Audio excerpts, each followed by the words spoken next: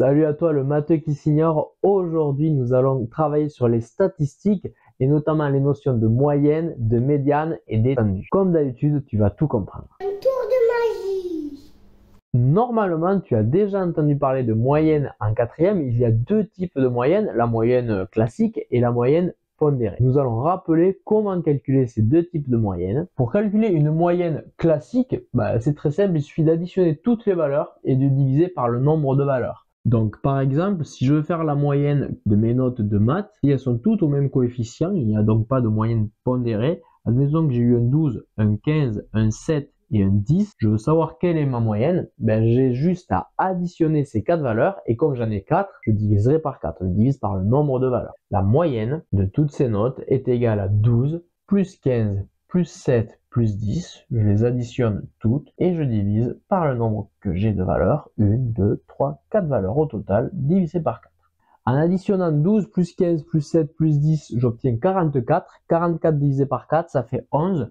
Ma moyenne en maths est très exactement de 11. Admettons maintenant que ces notes-là, en fait, elles étaient coefficientées. C'est-à-dire que le 12, admettons qu'il était coef 2, le 15, il était coef 1, le 7, il était coef 3 et le 10, il était coef 2. Ça devient une moyenne pondérée. La technique est un peu différente. Alors en principe, quand c'est comme ça, on regroupe les valeurs dans un tableau. Un tableau qui ressemble à ça où on marque toutes les valeurs et en dessous les effectifs. Les effectifs, c'est le nombre de fois qu'on a chaque valeur. Une moyenne coefficientée, c'est comme quand elle est coef 2, c'est comme si elle y était deux fois. En fait, elle compte deux fois. Coef 3, elle y est trois fois. Donc je vais réécrire toutes ces valeurs et en dessous, je vais marquer les coefficients. Et on va calculer la moyenne pondérée de toutes ces valeurs. Vous allez voir, c'est quasiment le même calcul que tout à l'heure. Donc ça se note comme ça, nous avons toutes les valeurs, nous avons tous les coefficients, et cette fois, la moyenne, elle va se calculer non pas en additionnant tout, puis en divisant par 4, mais en additionnant toutes les valeurs multipliées par leur coefficient, puisque 12, s'il y a un effectif 2, c'est comme si elle y était deux fois, c'est un coefficient 2, mais en fait, c'est comme s'il y avait 12 et 12. Après, il y a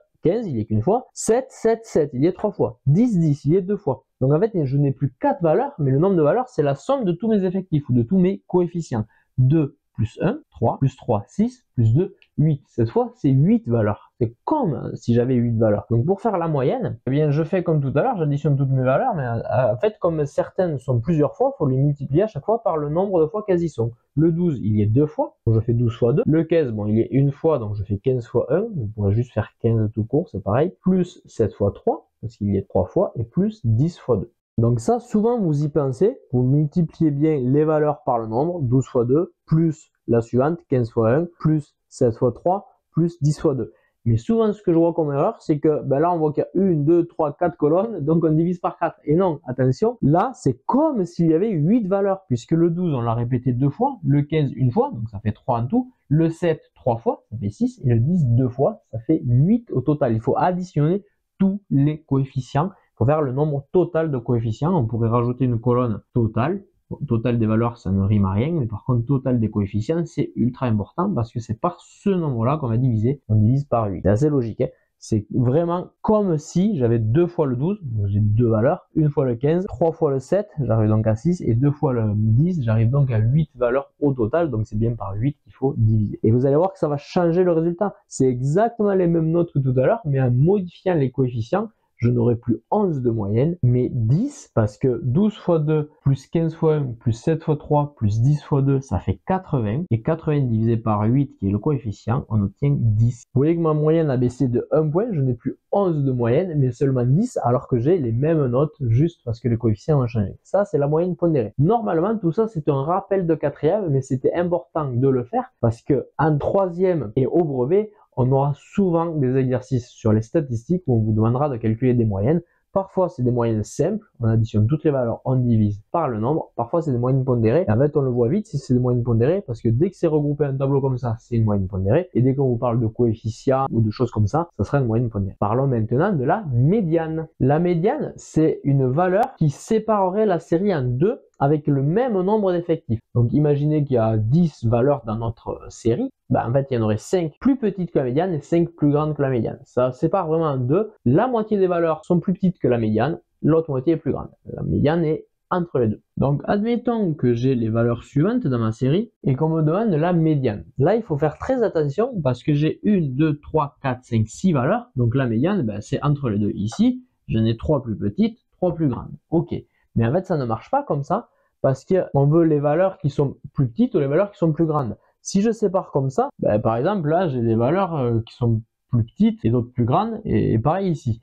Donc, il faut d'abord ranger les valeurs par ordre croissant. C'est la première étape, la première chose à faire, ranger toutes les valeurs, si ce n'est pas déjà fait dans l'énoncé, par ordre croissant. C'est-à-dire commencer par la plus petite, augmenter vers la plus grande. C'est donc ce que je vais faire. Je reprends les mêmes valeurs, mais je les range. La plus petite, c'est 3. Ensuite, il y a 5, puis 7, puis 10, 12 et enfin 14. Ça, tout le temps, quel que soit le nombre de valeurs que vous avez, vous les rangez d'abord par l'ordre croissant. Et après, il y a deux cas, soit le nombre de valeurs est un nombre pair, soit c'est un nombre impair. C'est-à-dire, vraiment, il faut compter combien il y en a. Là, j'en ai 6. 6, c'est un nombre pair, c'est vraiment le nombre qu'il faut regarder, c'est un nombre pair. Dans ces cas-là, la médiane, on ne peut pas prendre une valeur de la série, parce que si je prenais admettons, je cherche au milieu. Ben, au milieu, ça a l'air d'être par là. Si je prends celle-là, il n'y a que des valeurs supérieures, il n'y a pas de plus petites. Si je prends par là, il n'y en a qu'une qui est plus petite, il y en a 4 qui sont plus grandes. On voit bien que ça sépare pas en deux. Mais si je prenais à peu près au milieu, donc celle-là, ça va pas, parce que j'ai 3 valeurs plus grandes et j'en ai 2 plus petites. Donc ça sépare pas en deux pile poil égales. Il n'y a pas autant de valeurs de chaque côté. Bon, mais c'est pas grave, je prends la suivante alors. Celle-là.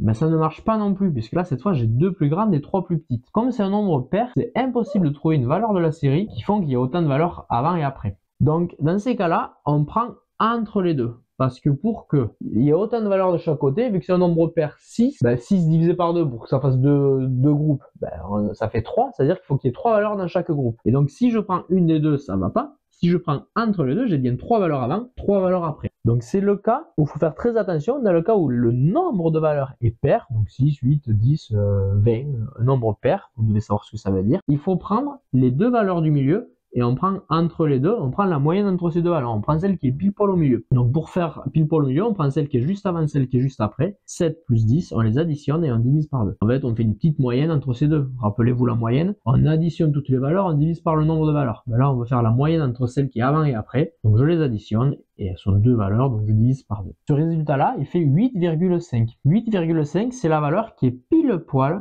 au milieu entre 7 et 10, et ça sera la médiane de notre série. Donc la médiane, normalement c'est une valeur de la série dans le cas où c'est un nombre impair de valeurs, on va le faire juste après.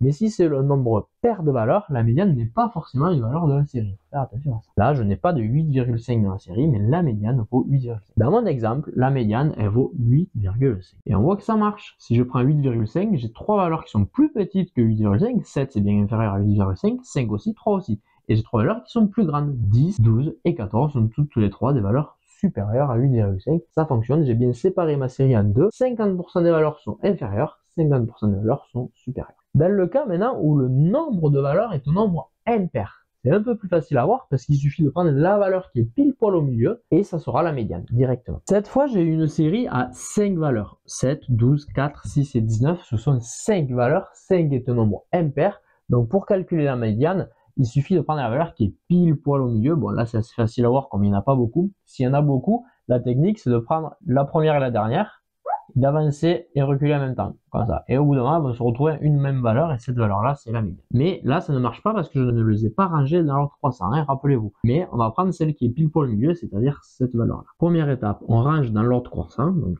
4, 6, 7, 12, 19, et on fait la technique, on prend la valeur qui est pile poil au milieu, c'est la valeur 7. Cette valeur, c'est une valeur de la série. Il n'y a pas besoin de faire de calcul comme on a fait tout à l'heure parce qu'on est pile poil au milieu. Il y a bien deux valeurs inférieures, deux valeurs supérieures. On sépare bien la série en deux groupes où il y a autant de valeurs, 50% des valeurs inférieures, 50% des valeurs supérieures à la médiane. Donc en fait, la technique un peu plus mathématique, il y a 5 valeurs. Comme on veut séparer en deux groupes, on fait 5 divisé par 2. Ça fait 2,5. Mais on ne peut pas prendre la 2,5e valeur, ça veut rien dire. Donc en fait, ça veut dire qu'on va aller prendre la 3e valeur. On laisse deux valeurs toutes seules et on prend celle qui est juste après, la 3e. Ça, c'est une méthode pour savoir quel indice, quelle valeur on va prendre. On va prendre la 3e valeur, c'est-à-dire celle qui est au milieu. Si j'avais eu 17 valeurs à la suite, 17 divisé par 2, ça fait 8,5. On aurait pris la 9e valeur. On en aurait mis 8. Une toute seule, c'est la médiane, c'est la 9e, et encore 8 après, ce qui fait bien un total de 17 valeurs. Voilà pour calculer les médianes. Alors parlons maintenant de l'étendue. Ça, c'est le plus simple, c'est ultra simple. Je sens que tu vas adorer ça, le matheux qui s'ignore. Pour faire l'étendue d'une série, il suffit de prendre la plus grande et la plus petite et vous faire la différence entre les deux, la soustraction. Vous prenez la plus grande moins la plus petite et paf, vous avez l'étendue. Il n'y a pas plus simple comme calcul. Et en fait, on regarde pas les valeurs du milieu, ni même le nombre de valeurs, on s'en moque. Quelles que soient les valeurs, donc pareil, il faut les ranger dans l'ordre croissant, mais de toute façon, normalement, tu l'as déjà fait pour calculer la médiane. Ben, tu prends la plus grande, la plus petite et tu regardes combien il y a entre les deux en fait. Pour ça, on fait la différence. Allons-y. Faisons un exemple. Si j'ai la série suivante, je la range déjà dans l'ordre croissant, comme ça c'est gagné. On gagne un peu de temps. J'ai 5 valeurs. La plus petite c'est 5, la plus grande c'est 19. Ben, en fait, pour l'étendue, je veux l'écart qu'il y aurait entre les deux. Ben, pour faire l'écart, il suffit de prendre la plus grande moins la plus petite. C'est quand même un calcul assez simple. 19 moins 5, on trouve 14. Oui, on le sait, entre 5 et 19, il y a bien 14 d'écart, puisque 5 plus 14, ça fait 19. Ben 14, c'est l'étendue. On a déjà trouvé l'étendue. Et en fait, l'étendue ne dépend pas du nombre de valeurs, parce que si j'avais rajouté d'autres valeurs au milieu, entre 5 et 19, bien sûr, si je rajoute des valeurs plus petites que 5 ou plus grandes que 19, ça modifie l'étendue.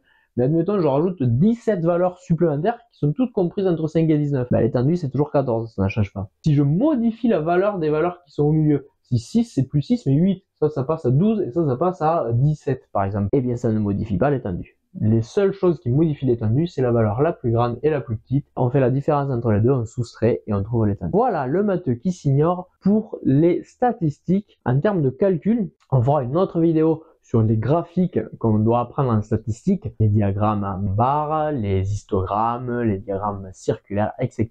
Ça sera dans une prochaine vidéo. Mais en termes de calcul, tu dois juste savoir faire la médiane, la moyenne et l'étendue, et c'est tout ce que nous avons vu dans cette vidéo. Je te laisse avec l'exercice du jour. Voici une série statistique avec 5 valeurs, 2, 5, 6, 17 et 12. Tu dois me calculer la moyenne, la médiane et l'étendue de cette série. Le matheux qui s'ignore, je te remercie d'avoir suivi cette vidéo. Si elle t'a plu, n'hésite pas à lâcher le pouce bleu, c'est super important pour l'algorithme et ça me permettra d'être plus visible et aussi de voir que tu adores mon contenu, ce qui me permet de me motiver pour créer de nouvelles vidéos. Je te dis à très bientôt pour la prochaine vidéo. N'oublie pas que tu peux télécharger gratuitement ma formation pour exploser les scores le jour du brevet ou même le jour de n'importe quel examen. Il suffit de cliquer sur le lien que tu as dans la description et également dans le premier commentaire. Je te dis à bientôt le matheux qui s'ignore. Ciao!